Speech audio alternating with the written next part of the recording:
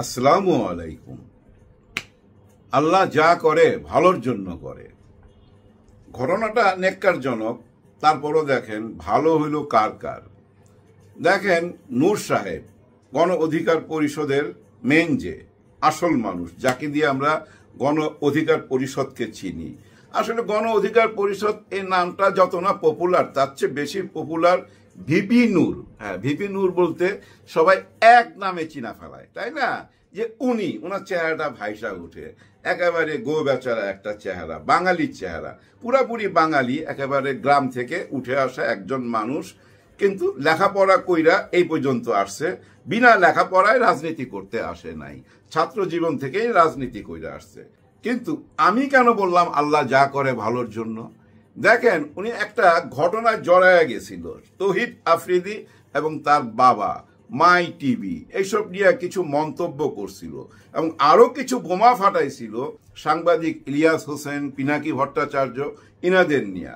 এবং উনি খোলাখুলি যা ইচ্ছা তাই বলতেছিল, প্রতিবাদী কণ্ঠ আর কি। আবার ওদিকে ইলিয়াস হোসেনও কিন্তু ব্যাপারটা চ্যালেঞ্জ হিসেবে নিয়ে নিছিল, বলছিল যে দেখি তুমি কেমনে রাজনীতি করো। আপনারা তো জানেন ইলিয়াস হোসেন সাহেব যখন যেটা কথা দেয় সেটা রাখে। কিন্তু ভয়াবহ একটা প্রতিবেদন হয়তো তৈরি করতেছিল আমাদের নূর সাহেবের বিরুদ্ধে। এর মধ্যে চলে আসলো এই ঘটনাটা, ওনার গায়ে হাত তোলা হইলো। কারা হাত তুললো? আইনের লোক। ব্যাপারটা কিন্তু এখানে থাইমা নাই, ব্যাপারটা কিন্তু দিনে দিনে অনেক বড় হচ্ছে।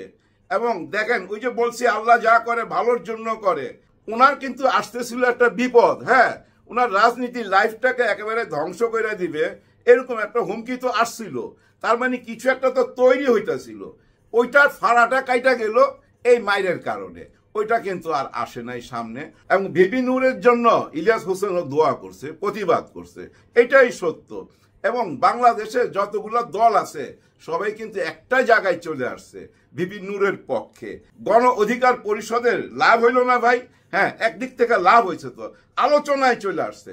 আলোচনায় কিন্তু আসছে আবার জাতীয় পার্টি।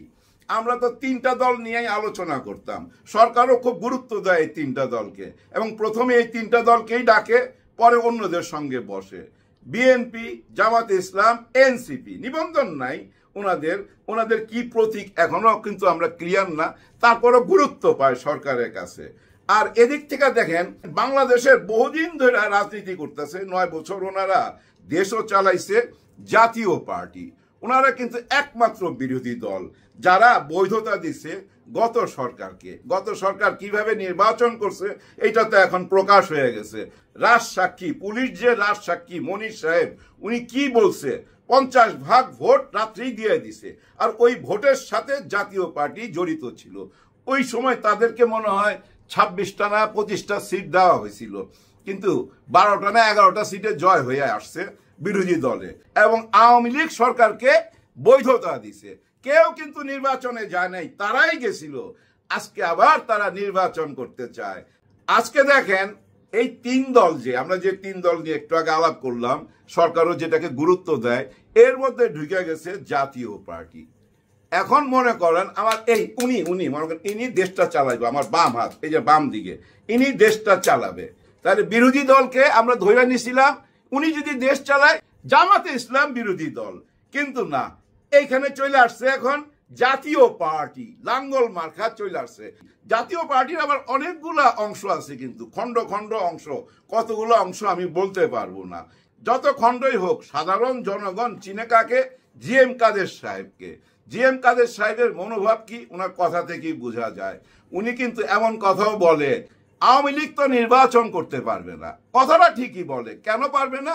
আজকেও কিন্তু নির্বাচন কমিশনার ঘোষণা দিছে, যারা ফেরারি আসামি, যাদের বিরুদ্ধে মামলা আছে এবং মামলায় হাজিরা দেয় নাই, তারাই ফেরারি আসামি। ফেরারি আসামিরা কই? ভারতে আছে, বিভিন্ন দেশে আছে। এই যে মামলা চলতেছে তাদের বিরুদ্ধে, তারা এখন ফেরারি আসামি। আর এই ফেরারি আসামিরা কোনোদিন নির্বাচন করতে পারবে না, মানে এই নির্বাচনে নির্বাচন করতে পারবে না। তাতে কি বোঝা যায়? আওয়ামী লীগ কাকে নিয়ে নির্বাচন করবে? ওনাদের তো শুধু কর্মী রয়ে গেছে, আর নেতারা সবই তো ফেরারি আসামি। তাহলে ওই ভোটগুলো কই যাবে? যারা কর্মী রয়ে গেল, ওই কর্মীরা কাকে ভোট দিবে? জাতীয় পার্টিকে ভোট দিবে। এইটাই তো সহজ অঙ্ক। এই অঙ্কটা জিএম কাদের সাহেব নিজে কইরা ফেলাইছে, যার জন্য উনি সামনে চলে আসছে, আলোচনায় চলে আসছে। আর এই যে ভিপি নূর সাহেবের গায়ে হাত তুললো, শুধু ভিপি নূর সাহেব আলোচনায় আসে নাই, জাতীয় পার্টিও কিন্তু আলোচনায় চলে আসছে। আলোচনায় মানে ওনারা নির্বাচন করতে চায়, কিন্তু ওনারা নির্বাচন করতে পারবে কি পারবে না আগামী 5 তারিখে আপনারা বুঝতে পারবেন। হ্যাঁ, আগামী 5 তারিখে সমস্ত দল একসঙ্গে হবে, এই জাতীয় পার্টির ব্যাপারে একটা সিদ্ধান্ত দিবে। আর সিদ্ধান্তটা কি আসতে যাচ্ছে? সোজা অঙ্ক ভাই। আওয়ামী লীগের সবাই যদি ফেরারি আসামি হয়, এরা ফেরারি আসামি না হইলো তো আসামি তো, তাই না? অপরাধের সঙ্গে তো যুক্ত ছিল। তাদের অপরাধের জন্য তারা কি কোনো ক্ষমা চাইছে, কিছু বলছে এ পর্যন্ত? না, কিচ্ছু বলে নাই। তারা কিন্তু তাদের রাজনীতি কইরা যাইতেছে। তাদের দলটাকে আমরা কাদের দল মনে করি? ভারতের দল মনে করি, কারণ ওনারা ভারতের পরামর্শ চলে এবং ভারত থেকে কি কি বলে না বলে ওনারা কিন্তু আজ পর্যন্ত প্রকাশ করে নাই। ওপেন ক্যামেরার সামনে বলতেছে না আমরা এটা বলবো না, কারণ ওরা আমাদের বস, ওরা কি বলছে ওদের কাছে জিজ্ঞাসা করেন, আমরা বলবো না। তার মানে কি একেবারেই ভাই কৃতদাসের মতো ব্যাপারটা হয়ে গেল, তাই না? যে বস কি বলছে এটা বলা নিষেধ, বস বইলা দিছে। এই যে দেখেন, এখান থেকেই কিন্তু ইমেজটা ভাইঙ্গা চুরমার হয়ে গেছে আপনাদের। হ্যাঁ, জাতীয় পার্টির কথা বলতেছি, আপনারা এখনো সময় আছে, ওই ব্যাপারটা মুখ খুলেন। ওই ব্যাপারটা মানে ভারত সরকার আপনার কানে কানে কি শিখিয়ে দিছিল, কি ষড়যন্ত্র, ওইটা প্রকাশ করেন, দেখবেন অনেক মানুষের মন জয় করতে পারবেন। সময় আছে 5 তারিখ পর্যন্ত, নাইলে 5 তারিখে যে সিদ্ধান্ত আসতে যাইতেছে এটা ভয়াবহ সিদ্ধান্ত। টিকতে পারবেন না ভাই, টিকতে পারবেন না কোনো কারণেই।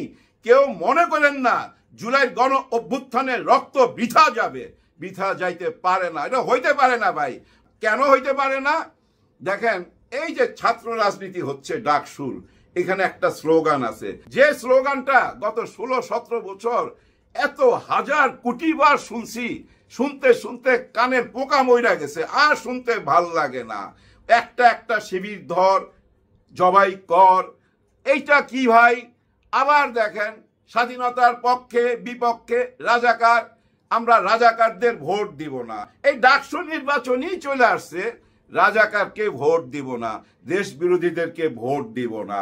ওই একই রাজনীতি। হ্যাঁ, মনে হয় যে আওয়ামী লীগের আমলে আছি, খালি শেখ হাসিনা নাই, আর সবই আছে মনে হইতাছে। এত মানদাতের আমলে স্লোগান, হায় হায় হায় হায়। আর আপনারা না স্মার্টও না, একদম স্মার্ট না। প্রেসের সামনে, ক্যামেরার সামনে যেসব কাণ্ড ঘটান, এগুলো কিন্তু ভীষণ হাস্যকর। একজন ছাত্রীকে শিখায় পড়ায় নিয়ে আসছে, শিবিরের সম্বন্ধে কিছু বলতে হবে, মানে নেগেটিভ কিছু বলতে হবে। পাশে দাঁড়ায় রয়েছে 2 ছাত্র নেতা, উনি মাঝখানে আইসা কি বলবে ভুইলা গেছে, আবার জিজ্ঞাসা করে কি জানো, সে আবার কানে কানে শিখাইয়া দেয়। তার বলার কথা ছিল শিবির একটা গুপ্ত দল, আর সে বলতেছে শিবির গুপ্ত ধন। এটা কইয়া না বিদায় নিয়ে চলে গেছে 10 সেকেন্ডে।